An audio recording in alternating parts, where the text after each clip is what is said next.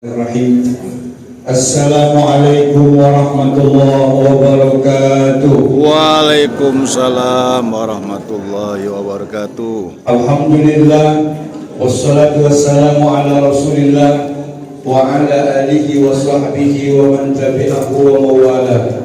Subhanaka la ilma lana illa ma 'allamtana innaka antal alimul hakim.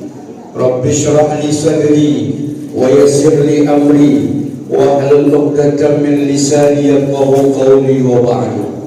Yang saya hormati Dewan Pembina Masjid Raya Setif, yang saya hormati Ketua Masjid Raya Setif beserta pengurus yang sempat hadir, tokoh masyarakat, tokoh agama, tokoh pemerintahan, para orang tua, bapak ibu yang besar tadi himbau gelar, yang kecil tadi sebut nama, insyaallah kita semua dimuliakan Allah Subhanahu wa taala. Amin ya rabbal alamin. Tak ada kata yang dapat menebus atas semua nikmat hembusan nafas, detak jantung, denyut nadi, tetesan darah, langkah kaki, ayunan tangan, melainkan kita mengucapkan alhamdulillahirabbil alamin. Tak ada kata yang dapat menjalinkan hubungan kita dengan Dia yang nun jauh di sana di kota Madinah Al-Munawwarah. Kita tak pernah melihat wajahnya, kita tak pernah berjumpa dengan Dia, tapi Dia senantiasa memikirkan kita, melainkan kita mengucapkan Allahumma salli ala Sayyidina Muhammad wa ala ali Sayyidina Muhammad. Mudah-mudahan kita semua akan mendapatkan syafaat Rasulullah di padang mahsyar nanti. Amin ya rabbal alamin. Bapak Ibu yang dirahmati Allah Subhanahu wa taala, hari ini kita mengadakan kajian tentang Muharram, tahun baru Hijriah. Selama ini mungkin ada yang tidak tahu, ada yang tahu sama-sama, ada yang tidak tahu sama sekali.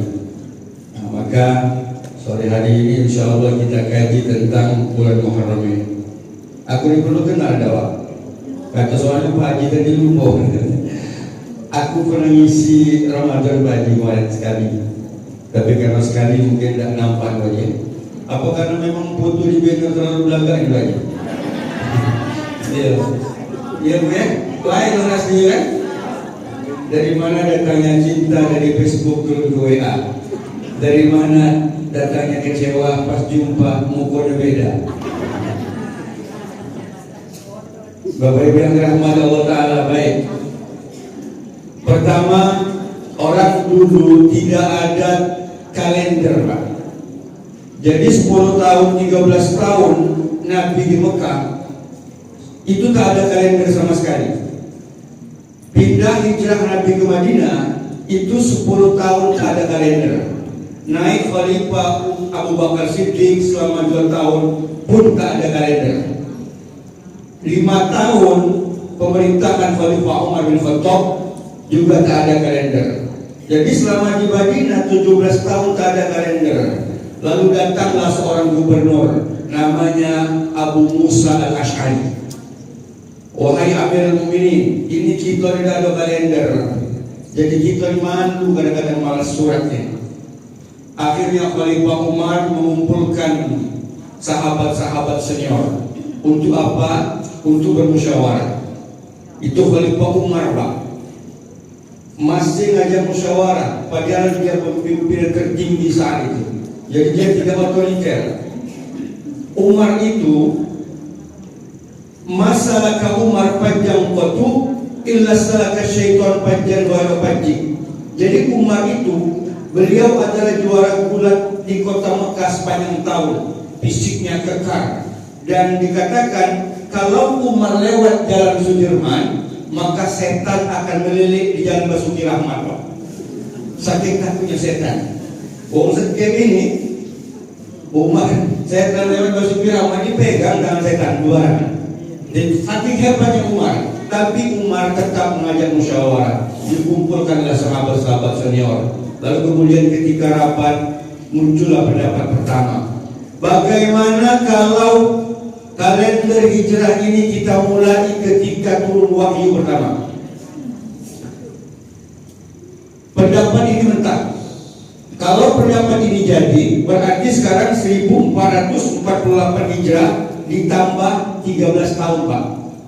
1462 berarti sekarang. Tapi pendapat ini mental. Kenapa?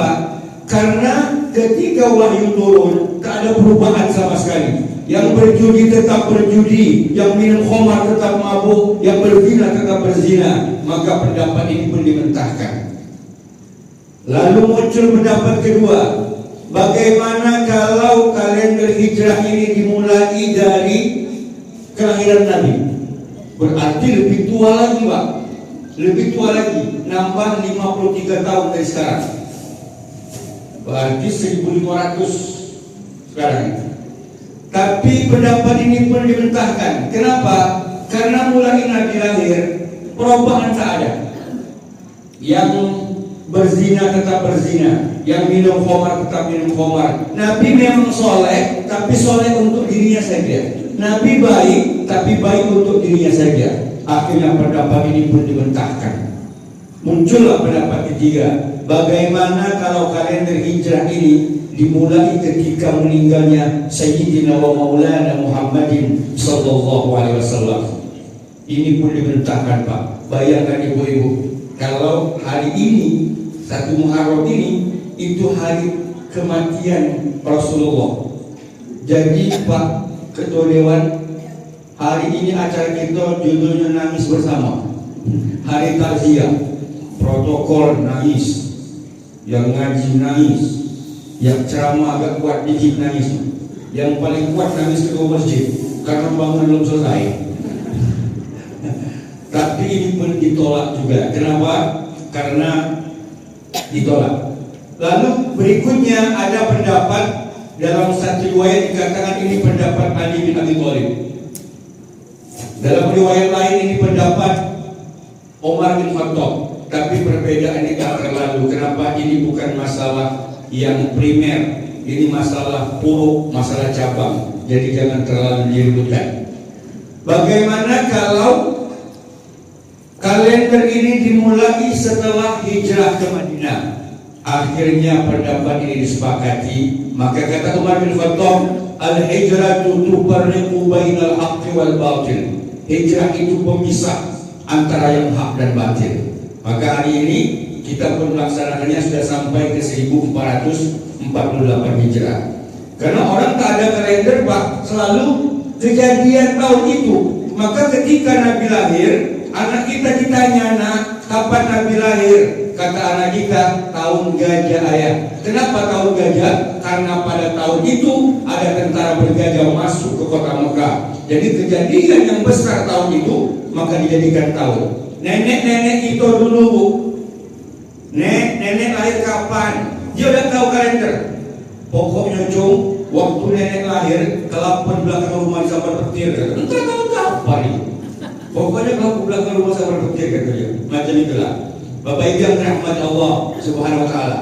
Sekarang kita berpindah ke perjalanan hijrahnya Sayyidina wa Maulana Muhammadin sallallahu alaihi wasallam.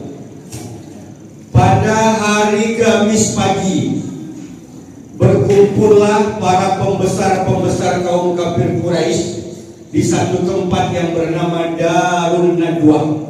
Dar artinya rumah, Nadwah artinya tempat berkumpul. Kalau di kampung mungkin balai desa. Yang mendirikan Darun Nadwah ini Muhammad punya ayah namanya Abdullah, punya ayah namanya Abdul Muthalib, punya ayah namanya Hashim, punya ayah namanya Abdi Manaf, punya ayah namanya Qusay. Qusay inilah yang mendirikan Darun Nadwah. Jadi datuk-datuknya Nabi Muhammad yang mendirikan Darun Nadwah. Apa agenda mereka siang itu? Bagaimana melenyapkan Muhammad sallallahu alaihi wasallam. Nabi Muhammad ini Pak, sama seperti kita. Dia ditawarkan dengan dunia dan seisinya. Ditawarkan dengan dunia dan seisinya. Orang pertama dirangkul. Kalau tak mampu dirangkul, maka dia akan dipukul. Kira-kira Muhammad, kau berhentilah berdakwah. Pokoknya asal kau berhenti berdakwah, ada 10 ruko pintu sepanjang Sudirman, ambillah. 10 hektar sawit di Banyuasin, ambillah. Di sana di Sekip ada mau masjid besar, mobil Pajero Alphard, ambillah. Di komplek kami ada 3 gandum mulut piring seragam. Kira-kira ditawarkan dunia dan seisinya, Pak. Karena memang laki-laki godaan yang mata itu harta, tahta, wanita, mata itu. Termasuk saya, maka aku ceramah kayak mata bu. Nah, dia mata anak ego yang ibu-ibu itu. Perempuan juga ada godaannya. Harta, tahta, Lazada, Tokopedia, Shopee gue. Sama cowok rumahku, ada Shopee juga beli.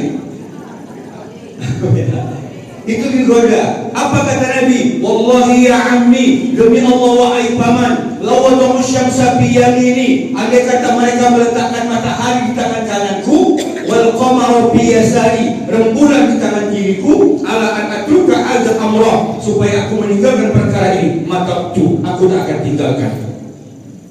Kebetulan paman Nabi Abu Thalib belum meninggal waktu itu, maka amanlah dakwah Muhammad SAW.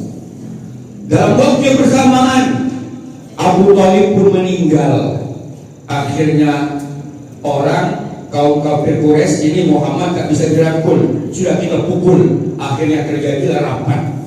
Betapa sakitnya kita, tempat yang didirikan oleh nenek dan tuk kita dipakai orang. Hari itu dipakai orang musyawarah untuk membunuh kita. Rapat siang itu dipimpin oleh seorang laki-laki bernama Umar bin Hisham. Ibu pernah dengar nama Umar bin Hisham? Kalau saya sebutkan Abu Jahal, oh, itu nama aslinya Umar bin Hisham. Abu artinya bapak, Jahal artinya buyut. Abu Jahal, bapak buyut. Kenapa bapak buyut pajak mimpin sidang? Karena yang milik lolo, maka naiklah bapak buyut. Maksudnya Abu Jahal ini cerdas, Pak. Cerdas bukan Abu Jahal ini, tapi untuk urusan maksiat dia cerdas. Untuk urusan agama nol. Contoh, misal di masjid ini misal tidak di sini aja. Rapat ini, macam mana kita acara untuk peringatan 1 Muharram? Mamang itu dia, gak ada cerita. Seminggu berikutnya ada lagi rapat. Macam mana kita persiapan 17 Agustus? Oh, kita nyewa organ tunggal persona, nyewa dijual di Bikok dari Lampung, terus pasang tenda besar-besar. Cerdas dia untuk maksiat. Jadi kalau ada mama-mama yang macam itu di masjid ini, tidak apa-apa dipanggil Abu Jahal. Bapak yang ngomongin Abu Jahal. Dia untuk urusan maksiat cerdas, tapi untuk urusan agama yang besar. Abu Jahal memimpin sidang. Muncul pendapat pertama, bagaimana Muhammad ini kita ungsikan ke tempat yang jauh, kira-kira di Mariana ujung sana. Pendapat ini tertolak. Kenapa? Karena Muhammad seorang pemimpin yang karismatik. Nanti dia akan menyusun kekuatan, lalu kemudian menyerang kota Makkah, habislah kita. Pendapat ini tertolak. Muncul pendapat kedua. Bagaimana pendapat kedua? Bagaimana kalau Muhammad ini kita buatkan satu kotak yang besar, masukkan Muhammad di dalamnya, letakkan di samping Ka'bah, jangan kasih makan, jangan kasih minum. Efisiensi, anggarannya dikit dulu. Akhirnya pendapat ini tertolak. Kenapa? Muhammad ini jangan dikira tak ada pengikut. Kota Mekah ini banyak. Kalau tahu orang yang mereka cintai dikurung dalam kota itu, nanti akan terjadi gejolak, maka akan terjadi revolusi besar-besaran di kota Mekah. Pendapat ini pun tertolak.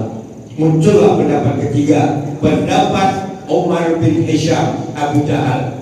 Bagaimana kalau kita tunjuk seorang pemuda yang tubuhnya kekar, tebasan pedangnya paling kuat, masuk ke rumah Muhammad, dia pancung kepala Muhammad. Pendapat ini pun ditolak. Kenapa ditolak? Karena nanti kalau ketahuan siapa yang membunuh Muhammad, semua kabilah akan sibuk. Kenapa orang segan dengan Muhammad ini? Karena Muhammad anak Abdullah, Abdullah anak Abdul Muthalib, Abdul Muthalib anak Hashim, Hashim anak Abdi Manaf, Abdi Manaf anak Qusay, Qusay keturunan Adnan, Adnan cucu cicit Ismail, Ismail anak kandung Ibrahim, mengalir darah Nabiullah Ibrahim dari Muhammad sallallahu alaihi wasallam. Lalu kemudian lalu dia merapat ini, diskor dulu rapat ini. Habis itu mabuk-mabukan, nyabu.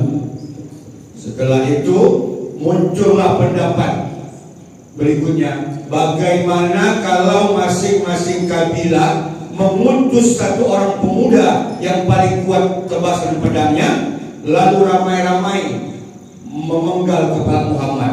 Pendapat ini disepakati, Bu. Inilah cikal bakal awal mula korupsi berjamaah. Kenapa? Tidak ketahuan siapa yang bunuh. Jadi rame-rame. Akhirnya pendapat ini disepakati, rapat pun ditutup siang itu. Balik mereka, tanda tangan, nerima gaji, nerima tunjangan sikut, tunjangan tendang, tunjangan segala macam, tunjangan sipak, segala macam, nerima. Selesai buat. Siang itu Jibril mendatangi Muhammad. Muhammad, malam ini engkau hijrah. Kenapa? Aku dapat bocoran bahwa malam nanti kaum kafir Quraisy akan memenggal lehermu. Siap, kata Muhammad. Jadi Bu, itulah kerja KPK sekarang. Sadap menyadap. Memang sudah ada zaman Nabi dulu, Jibril yang nyadap. Dah. Setelah itu Abu Bakar diajak Muhammad. Abu Bakar, malam ini kita hijrah. Kata Abu Bakar, bayu, memang kalau tunggu nanti hijrah ini. Jadi kita hijrah. Terus malam maghrib isya, habis isya tidur, Pak. Idealnya Nabi itu habis isya tidur. Jam 8 tidur, 9, 10, 11, 12, 1, 2 bangun. Kenapa kita susah tahajud? Karena kita habis sholat isya itu mampir dulu di warung kopi, berbesar dulu, modal dulu, main gap dulu, sampai ke rumah nonton bola, ketidur terpejam akhir jam 12. Syukur-syukur wong azan kebangun. Idealnya macam itu. Ustaz, tidur kan kata dokter 8 jam yang bagus. Tidur itu yang penting kualitasnya, bukan banyaknya. Kawan-kawan kita security itu, dia kalau malam dia begadang jaga, itu jam 6 pagi baru tidur, bangun jam 6 sore. Semua sholat di jamaah takhir semua itu. Di jamaah takhir sudah sembahyang itu, Pak. Habis tetap lemas dia. Nah, jadi Ustaz, tapi kan kami malam ada kajian Pak Ustaz Payung, kita start dari jam 10 baru tidur. Akhirnya tidur jam 2 terbangun. Maka ketika terbangun, kaum kafir Quraisy sedang berkumpul di situ, tangannya siap macam ini. Lalu kemudian ayat yang sering kita baca, wa ja'alna min baini aydihim sad wa min khalfihim fa aghshaynahum fahum. Itu ayat hijrah, Ibu. Yang kamu baca terus ayat hijrah. Sama budak sekarang bukan ayat mantra. Wa ja'alna min baini aydihim sadda. Kami buat depan mereka tembok, samping mereka tembok, sampai mereka tak bisa melihat. Ilmu hilang, Pak. Dijadikan ilmu mantra oleh budak sekarang. Lewat simpang Polda, lampu merah, naik motor, dan berhilang STNK belum diperbanyak. Ngamalkan ilmu wa ja'alna min baini aydihim sadda wa min khalfihim sadda fa aghshaynahum fahum la yubsirun. Terobosnya disempit oleh Pak Polisi di ujung. Pak Ustaz, ngapa dah mempan? Pak Polisi macam ayat yang sama. Mana nak mempan? Kalau Pak Polisi itu hantu, mempan. Bapak yang dirahmati Allah Ta'ala. Lalu kemudian Nabi menempatkan pasir mereka macam wong. Nabi keluar.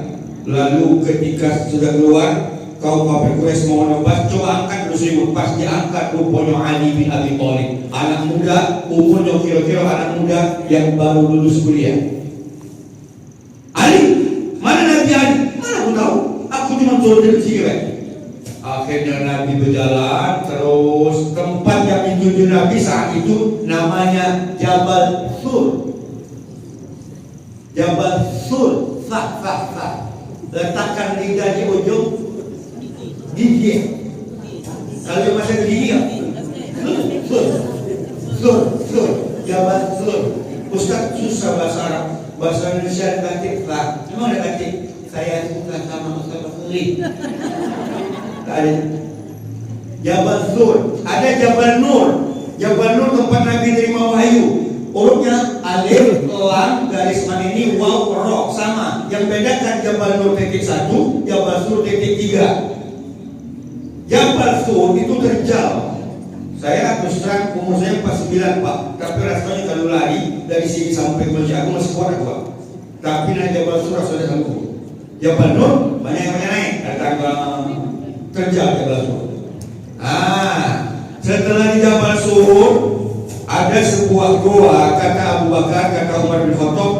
Abu Bakar ketika Nabi mau masuk gua ditahan. Tahan dulu wahai Rasulullah. Kenapa? Aku mau pastikan bahwa di dalam gua itu aman, tak ada binatang berbisa. Begitu Pak Umar. Kamu tentu dengan aku Pak. Pas masuk gua gelap itu jatuh aja, silakan wahai Rasulullah. Kita nih jangankan Jibril Rasul, Jibril ngawal, Mikail, Israfil, kita nih jangan malaikat, Pol PP lagi dia aman juga. Silakan Rasulullah. Setelah dirasa aman, lalu masuklah Abu Bakar ini. Dios, mohon maaf ibu, bapak. Dios lonjol macam ini, nah saya tidak. Kan sepi. Nabi mulai di sini adalah ketentunya. Jadi kalau ada orang dengar ceramah sampai selonjor ini, itu dia lagi menikmati mengenang hijrahnya Nabi. Walaupun agak macam-macam gitu. Jadi jangan diganggu lagi selonjor. Itu menikmati, menghayati Umar lagi, Abu Bakar lagi selonjoran. Diletakkanlah tengkuknya ke paha Umar bin Khattab, Abu Bakar Siddiq. Pak, Bu, saking dekatnya mereka bersahabat sampai meletakkan tengkuk. Saya punya kawan dekat, bahkan mungkin dengan ipar-ipar saya dekat, tapi untuk naruh leher Pak Hadio rasanya geliru. Tapi saking dekatnya mereka begitu. Lalu kemudian ketika sedang tidur neteslah air. Nabi terbangun mengenai wajahnya. Kata Nabi Umar, Abu Bakar, ini apa? Air wahai Rasul. Kenapa bocor tidak air mataku? Kenapa? Karena ada binatang buas menggigit kaki. Abu Bakar kuat untuk menahan teriakan. Dia kuat menahan sakit. Dia kuat menahan semuanya. Satu yang dia tak kuat tahan, tetesan air mata mengalir ke pipinya lalu menimpa wajah Sayyidina wa Maulana Muhammadin sallallahu alaihi wasallam. Begitu Abu Bakar. Maka ketika Ramadan tiba, kata Bilal, Al-Khalifatul Ula Abu Bakr As-Siddiq, ramai-ramai, radhiyallahu an, ramai-ramai. Saya belum pernah ceramah, kata protokol.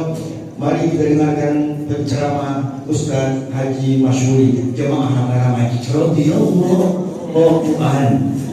Belum pernah. Kenapa? Itu gelar dari Allah, langsung tiga Allah berikan atas perjuangan para sahabat-sahabat Rasulullah sallallahu alaihi wasallam. Kenapa? Nyawanya dia berikan. Dan selesai itu, baru dalam itu dikepung kaum kafir Quraisy kira-kira ada satu yang ingin saya sampaikan. Takut gemetar Abu Bakar ini. Lalu Nabi tahu itu. Apa kata Nabi? La tahzan, jangan takut. La tahzan, jangan khawatir. La tahzan, jangan galau. Innallaha ma'ana. Allah bersama kita. Malam Kamis, malam Jumat, malam Sabtu, malam Ahad, 3 hari 3 malam Bu, di gua yang terjal itu. Bagaimana dia makan Pak Ustaz? Yang mengantarkan makanan setiap hari namanya Asma binti Abu Bakar, anaknya Abu Bakar Siddiq, seorang perempuan. Maknanya apa? Bahwa ada peranan perempuan di situ. Perempuan naik bukit yang terjal 3 hari 3 malam. Asma binti Abu Bakar. Jadi jangan dikira Nabi itu keluar rumah, keluar saja Bismillahirrahmanirrahim, la haula wala quwwata illa billah, tanpa persiapan. Tidak, persiapannya matang saat itu. Ada yang menjaga tempat tidurnya, ada yang menemani dia hijrah, ada yang mengantarkan makanan selama 3 hari 3 malam. Ada juga yang pura-pura yang update status. Nah, jadi ibu-ibu yang sering update status, ini termasuk bagian dari kerja yang hijrah. Jadi namanya Abdullah, siang dia di kota Mekah, melihat hiruk pikuk di kota Mekah, lalu malam dia melaporkan kepada Muhammad Sallallahu Alaihi Wasallam. Ada lagi yang pura-pura mengembala kambing, namanya Amir bin Buhairah. Jadi kalau ada kaum kafir terus lewat, kira-kira dia udah kode. Begitu. Selama 3 hari 3 malam, malam Jumat, malam Sabtu, malam Ahad. 3 hari 3 malam itu. Lalu kemudian hari malam Senin mereka baru hijrah ke kota Yathrib yang sekarang dikenal dengan Madinah Al-Munawwarah. Untuk hijrah ke kota Yathrib ini tidak sembarang orang tahu jalan, jadi tak bisa lewat jalan poros, Pak. Kenapa? Nanti kalau lewat jalan yang biasa dilewati akan ketahuan. Jadi mesti kenal dengan jalan tikus, dan tak semua orang kenal jalan itu. Maka salah satu orang yang kenal jalan itu adalah Abdullah bin Uraidil. Pakai font Abdullah bin Uraidil. Dia namanya Abdullah tapi non muslim. Ini maknanya apa? Kita boleh memakai jasa non muslim, boleh bertetangga dengan non muslim, boleh memberi hadiah dengan non muslim. Lalu kemudian perjalanannya memakan waktu malam Senin, malam Selasa, malam Rabu, malam Kamis, malam Jumat, malam Sabtu, malam Ahad, Senin pagi sampai 8 hari 8 malam perjalanan menuju kota Yathrib. Di tengah jalan nanti dia mampir ke satu tempat yang sekarang mendirikan masjid pertama, namanya Masjid Quba. Ibu yang pernah haji umrah itu ziarah ke Masjid Quba, itu masjid pertama yang didirikan Nabi. Siapa yang sholat 2 rakaat di situ sama pahala yang macam umrah. Saya doakan yang belum haji umrah, insya Allah menjadi kamu Allah Subhanahu Wa Taala. Amin ya Rabbal Alamin. Nah, Bapak Ibu yang dirahmati Allah Subhanahu Wa Taala, ini kisah singkat perjalanan hijrah Nabi. Al-hijratu tufarriqu bainal haqqi wal batil. Hijrah ini pemisah antara yang hak dan batil.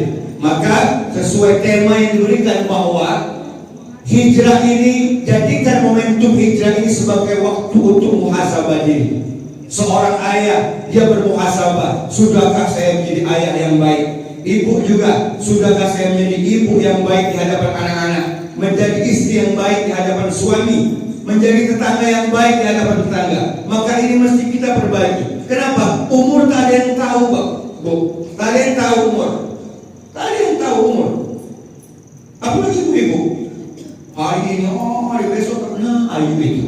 Kemarin ngaji 1 Muharram, dulu sebelahku dia, saya hari itu, ya Allah ada ngangkoi, umuri, sudah sadar, datang kawan, yuk kawan, yuk,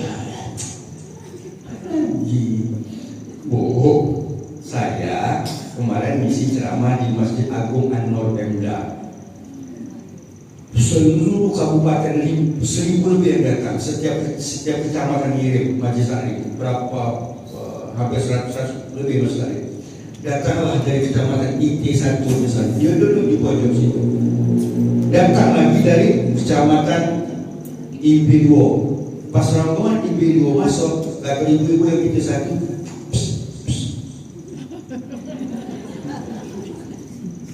jilbabnya sama dan bajunya. Jadi kalau ibu yang ada iman itu berhentilah. Cukup. Setan itu datang bukan di luar saja, bahkan dalam pengajian pun setan itu tetap datang. Ibu adalah manusia istimewa. Ibu duduk hari ini di sini istimewa. Kenapa? Berapa banyak orang-orang ibu-ibu di luar sana kepengen duduk macam ibu, bahkan ada jutaan orang di dalam tanah kepengen duduk macam ibu, tapi ada saja halangan di rumah. Anaknya datang membawa cucu, ada cucu ibu, gak bisa ke masjid. Baru nak ke masjid, tiba-tiba dikemai cucu, ke masjid. Baru nak ke masjid, nak pengajian, datang tamu, nak ditinggalkan dalam ke masjid. Maka saya senang dengan sambutan Pak Dewan tadi bahwa ini majelis ilmu. Man kharaja fi talabil ilmi bahwa fisabilillah. Ibu keluar rumah niatnya untuk menuntut ilmu, bahwa fisabilillah. Andai sampai kapan? Hatta yarji'a, sampai ibu balik lagi. Tiba-tiba ibu keluar tadi, tiba-tiba ya, ada motor terparkir, ibu ketabrak, mati mati ibu saya.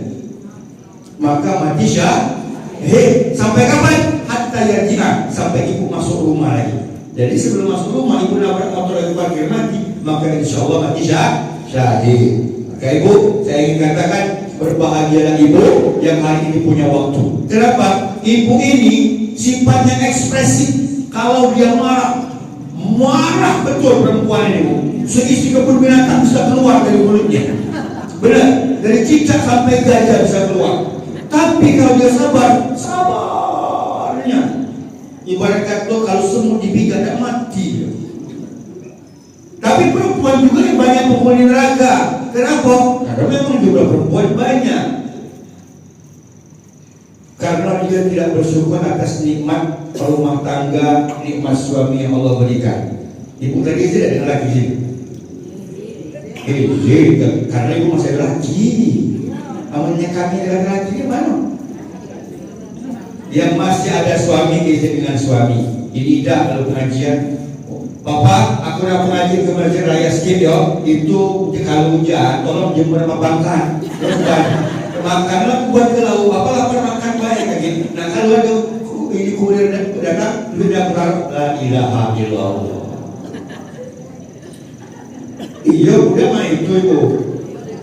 Kalau pengajian mau mengenal laki-laki di rumah, bapak kena pergi bapak cium tangan lagi. Iya, aku kesini kan ibu pikir bukan iya dulu sini. Iya dulu. Sini. Sini kalau mau dikit. Ngapa kamu bini aku? Kenapa sampai masanya tak ada tangan yang bisa ibu cium? Sampai masanya tak ada bahu yang bisa ibu sandar. Saya pun paham persen itu. Lagi ceramah ada bapak-bapak ngomong, Ustaz, aku dituduh Pak Ustaz, aku nak cium siapa? Ujian aku cium tembok ini nah. Nah kemana udah ganti lagi? Ini dah masih hidup suami. Oh, pas suami mati dicium dari ujung kaki sampai ujung rambut. Padahal mati itu, mayat itu. Masih hidup tadi dicium lagi pinggang, anjingnya Tidak mah itu ibu. Aku banyak yang macam ini. Mungkin bapak itu tidak salah pegang, kan kecil pegang. Jadi ibu manfaatkan, nikmati, syukur yang ada sekarang. Yang masih ada lagi jangkul, Pak Ustad, laki kudu bengis Pak Ustad, nak marah baik kau video. Kata angin nanti hujan marah macam begini. Ibu kan hobi masih muda, hobi nyanyi, manfaatkan skill nyanyi tadi itu. Peluk lagi dari belakang, nyanyikan lagu Bila Kamu di Sisiku. Ya kan? Pak Ustad, laki udah pensiun, masih dalam marah. Sudah ibu peluk dari depan, pegang pipinya, nyanyikan lagu Bila Israel datang memanggil. Nak mana ancap pada tua-tua marah bayu. Marah itu kawan setan. Maka agama mengajarkan kalau kau marah dalam keadaan berdiri duduk. Duduk masih marah berbaring. Berbaring masih marah. Coba bapak masuk kamar mandi, ambil gayung, wudu. Masih marah juga. Coba ibu berendam dalam bak mandi. Lah berendam masih marah, berarti ibu bukan kawan setan, tapi ibulah setannya. Kita perbaiki hubungan rumah tangga, kita perbaiki dengan anak, kita perbaiki. Lihat anak-anak kita sekarang. Hari ini tak ada satu orang tua pun di muka bumi ini yang menjamin, yang bisa menjamin anaknya 24 jam terbebas dari game online, terbebas dari sakau, narkoba, begal, perzinahan. Tak ada satu orang pun. Maka satu-satunya benteng terakhir bagi kita orang tua, berikan pendidikan agama yang baik untuk putra putri kita. Kenapa? Besok setelah punya basic agama yang baik, dia mau jadi ustaz silakan, mau jadi PNS silakan, politisi silakan, anggota dewan silakan, pedagang silakan. Kenapa? Apapun profesi mereka nanti, dia tetap menjadi anak yang soleh dan solehah. Tadi datang anak pertama, mama, aku nak kursus nari mama. Berapa nak kursus nari itu? 400.000 sebulan. Ah saudara, ini 1.200.000 ya, bayar telah. Jangan telat melawan duit. Datang anak kedua, mama, aku nak kursus DJ, mama. Cak mana nak kursus DJ? Yang telet-telet itu, mama. Berapa sebulan? 600.000. Sudah, ini 1.200.000. Kalau bayar kelak, malu mama kalau kelak. Datanglah anak ketiga, mama, kata Ustaz guru ngaji di Masjid Raya Skip itu, mama, aku nilai 7 bulan. Berapa sebulan? 10.000. Nah, jadi ya 70.000, mama.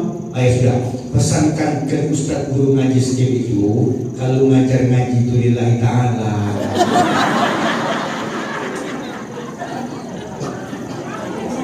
Kursus nari 400.000, 1.200.000 kontan.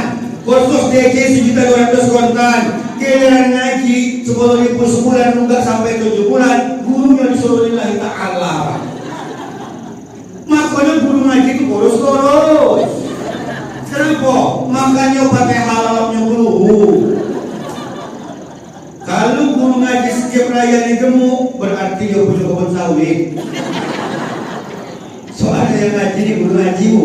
Makanya aku ini guru ngaji kurus ini. Jangan kamu pikir aku kurus teman-teman bini. Tidak. Aku gak takut dengan bini. Cuman memang bini gua agak lebih melawan dikit dari aku.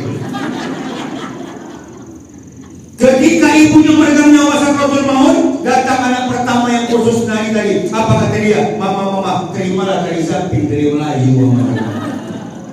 Aku kata mamanya, woi anakku, berhentilah kau kata itu nak, nyawa mama lagi tenggorokan nak, berhentilah kata itu.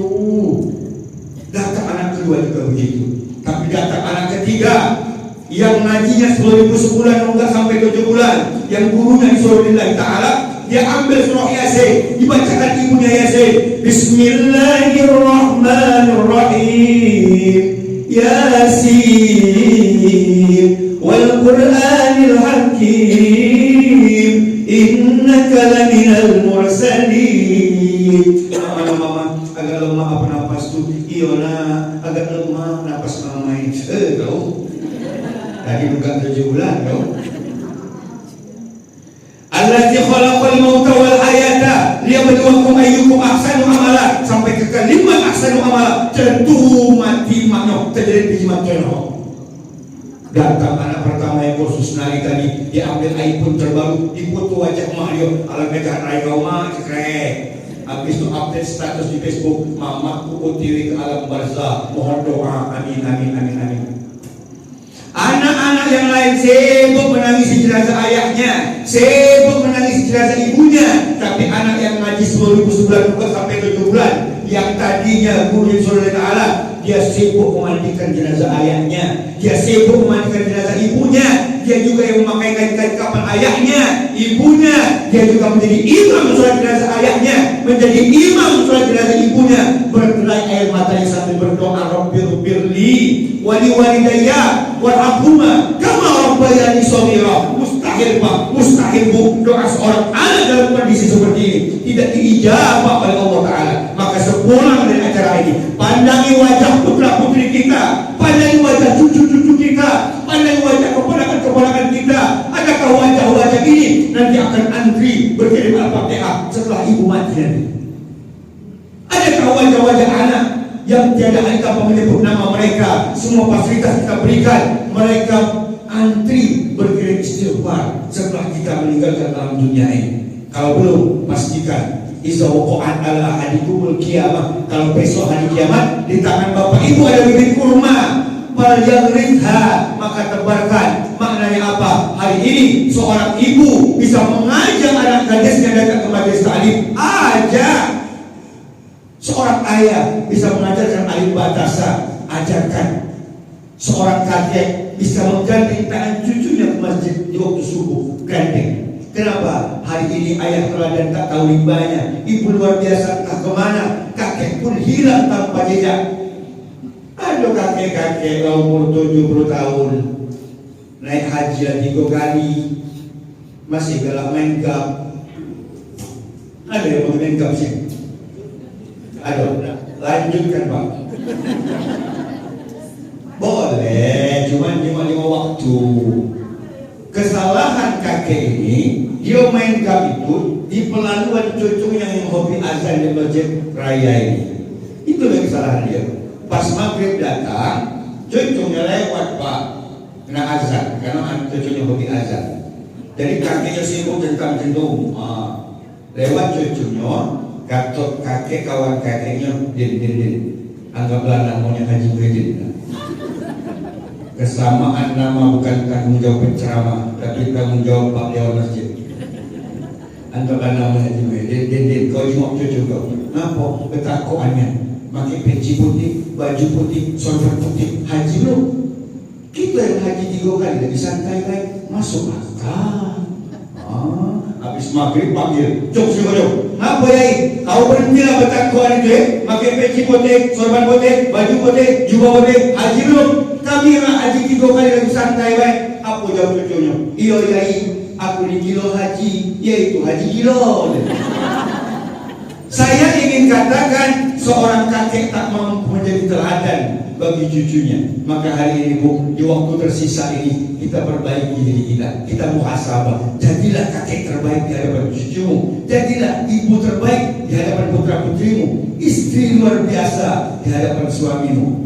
Jadi Bu, balik ini ingat ngomong tadi, syukur yang ada, laki masih ada, syukuri. Juga marah, bersabar. Ini barang langka, perlu dibudidayakan. Ibu pernah ada selama menikah 40 tahun, pernah ada ibu nyeser rambut laki kamu? Pernah ada ibu nyeser rambut laki? Tidak katanya. Bu, balik ini sisir rambut laki. Kenapa? Setiap sisir sehelai rambut ibu dapat satu kebaikan. Bayangkan kalau rambut laki itu lebatnya. Kalau botak? Oh iya Kalau botak cari rambut lain, serah. Yang mana wae pokoknya. Jadi balik ini Bapak sini Pak. Besok. Jangan Ibu. Jangan. Jadi Ibu nikmat yang ada suami ada di rumah dijaga sampai masanya tak ada orang lagi yang bisa kau pegang tangannya. Sampai ini enggak. Kalau kondangan laki gimana mau lakinya? Ini gimana? Sama lagi, sama lagi dan mana itu. Maka saya senang kalau orang laki tua masih bertitik tangan. Saya punya mertua itu setiap bulan saya ngantar kami gaji, titik tangannya. Ya mungkin karena sama-sama tua ya, aku campak kali lah. Dititik tangan. Tapi senang. Jadi terus berpahala terus. Anak jago.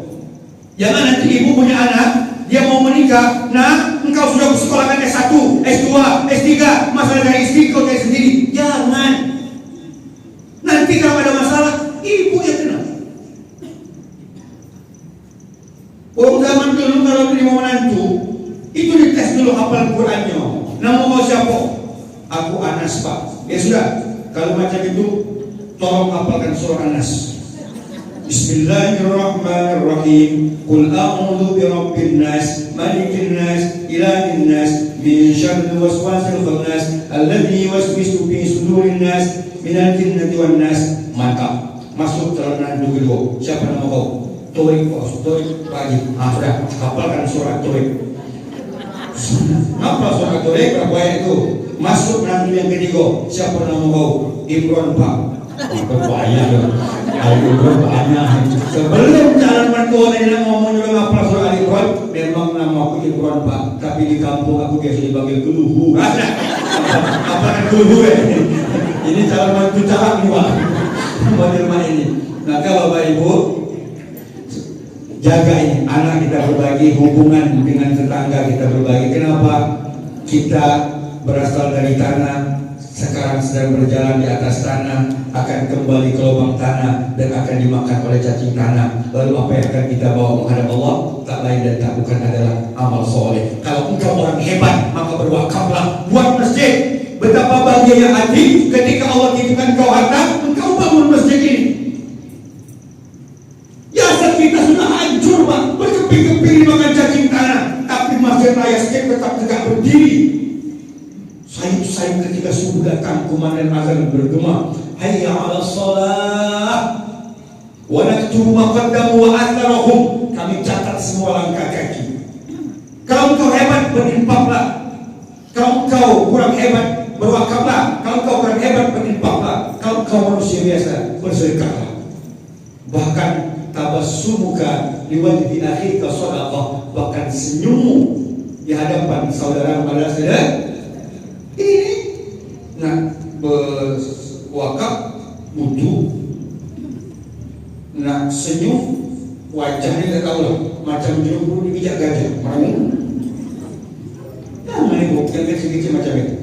Bapak Ibu yang dirahmati Allah Subhanahu wa taala, sebagai kesimpulan, yang pertama, tahun kalender hijrah bermula dari hijrahnya Nabi dari kota Mekah ke kota Madinah. Kata Umar bin Khattab, al-hijrah tufarriqu bainal haqqi wal batil. Hijrah itu pemisah antara yang hak dan yang batil. Dan ingat bahwa Nabi ketika dihijrahkan tidak serta-merta tanpa persiapan, tapi ada orang-orang yang berkontribusi di dalamnya. Ada yang menjaga tempat tidurnya, ada yang menemaninya. Bahkan ketika Abu Bakar menemaninya, itu anaknya, ayahnya Abu Bakar, itu namanya Abu Quhafa, orang yang buta. Lalu dia berkata kepada Asma, Asma, mana ayahmu Abu Bakar? Dia hijrah dengan Nabi. Oh, berarti habis emas itu karena dia punya emas batangan Pak, macam batu besarnya. Lalu dibungkus pakai kain. Ditanya emas itu. Akhirnya Asma tahu kakeknya nanyakan emas itu, diambil bongkahan batu, lalu kemudian dibungkus pakai kain, ditunjukkan atau ini emasnya. Oh, masih ada emas itu udah. Ini dalil boleh kita membohongi orang buta. Jadi, tapi kemudian dia masuk Islam tahun ke-8 Hijrah. Ada juga yang mengantarkan makanan, Asma binti Abu Bakar, yang menjadi update status namanya Abdullah. Ada yang pura-pura pengembala kambing, Amir bin Buhairah. Ada yang menjadi guide sampai ke kota Yasrib yang sekarang disebut Madinah, itu namanya Abdullah bin Uraiqin. Di tengah jalan berjumpalah, ketika sedang perjalanan ke Madinah, nampak gumpalan debu dari jauh. Ini pertanda bahwa ada seorang penunggang kuda mengejar. Ketika sampai ke dekat Muhammad, itu kuda, kaki depan kuda terperosok, orang yang bergulingan di tanah. Dikejarnya Nabi. Lalu apa kata dia? Wahai Muhammad, aku tahu engkau bukan orang biasa. Seumur hidupku menunggang kuda, aku tak pernah terjatuh dari kuda, tapi ini terjadi. Akhirnya dia menyatakan keislamannya. Lalu kemudian ingat, Abdullah bin Suraqah bin Malik ini dijanjikan apabila dia bisa membawa kepala Muhammad, dijanjikan dengan 100 ekor unta. Pak, Bu, satu unta itu harganya yang paling murah 30 juta. Itu unta yang kurapan 30 juta. Yang kurus 30 juta karena mati ada 70 juta, 107 miliar. Lalu kemudian apa kata Nabi? Wahai Suraqah, akhir anna. Suraqah, kau baliklah, pura-pura tak ketemu dengan kami. Maknanya apa? Berapa banyak orang yang berangkat dari rumah dengan niat yang jahat, tapi ketika di tengah jalan muncul hidayah dalam hatinya. Tapi tak sedikit orang yang keluar rumah melangkahkan kaki kanan, lalu berdoa Bismillah tawakkaltu ala Allah, la haula wala quwwata illa billah. Kemudian di tengah jalan dia menjadi jahat. Akhirnya 7 miliar itu Pak, Bu, tak ada artinya. Tak ada artinya di mata Suraqah bin Malik. Apa sebagai gantinya? Iman. Ada kelapangan dada. Lalu kemudian Nabi pun sampai ke kota Yasrib. Dulu namanya Yasrib. Yasrib artinya kota mati, kota tak berperadaban. Lalu kemudian diganti dengan Madinah Al-Munawwarah, kota yang berperadaban dan berilmu pengetahuan. Bapak Ibu yang dirahmati Allah Subhanahu wa taala, maka lewat momentum peringatan 1 Muharram ini, mari sama-sama kita bermuhasabah diri. Kita ukur diri kita. Hari ini kita akan tunjuk orang lain, Pak Bu. Kita tunjuk diri kita. Tuba liman syawalahu aibuhu an uyubin nas. Berbahagialah orang yang sibuk mencari aibnya sampai dia tak punya waktu untuk menghitung aib orang lain. Maka hari ini saya tunjuk diri saya, Bapak tunjuk diri Bapak, Ibu pun tunjuk diri Ibu. Supaya apa? Supaya kita mantap menuju Allah Subhanahu wa taala. Supaya kematian kita datang menjadi yang husnul khatimah. Saya doakan mudah-mudahan kita semua insyaallah Allah panjangkan umur. Amin. Mudah-mudahan ibu-ibu tetap istiqomah dalam mengikuti pengajian. Ingat ibu, selagi ibu sempat datang pengajian, datang. Kalau dengan banyak pengajian menambah dalam diri ibu rasa takut kepada Allah, alhamdulillah. Tapi dengan banyaknya pengajian, ibu tak takut kepada Allah, tinggalkan pengajian itu. Kenapa? Pengajian ini bertujuan untuk takwa. Apa itu takwa, Ustaz? Takut kepada Allah Subhanahu wa taala. Maka balasannya adalah surganya Allah Subhanahu wa taala. Andai ini Muharram terakhir bagi kita, andai ini pertemuan terakhir bagi kita, berhusnuzon kepada Allah taala. Mudah-mudahan kita akan tutup mata kita insyaallah dengan husnul khatimah. Amin ya rabbal alamin. Ini saja mungkin yang bisa saya sampaikan. Terima kasih atas segala perhatiannya. Mudah-mudahan tausiah singkat ini bermanfaat. Wallahul hadi ila sabilir rasyad. Wassalamualaikum warahmatullahi wabarakatuh. Waalaikumsalam warahmatullahi wabarakatuh. A'udzubillahi minasyaitonir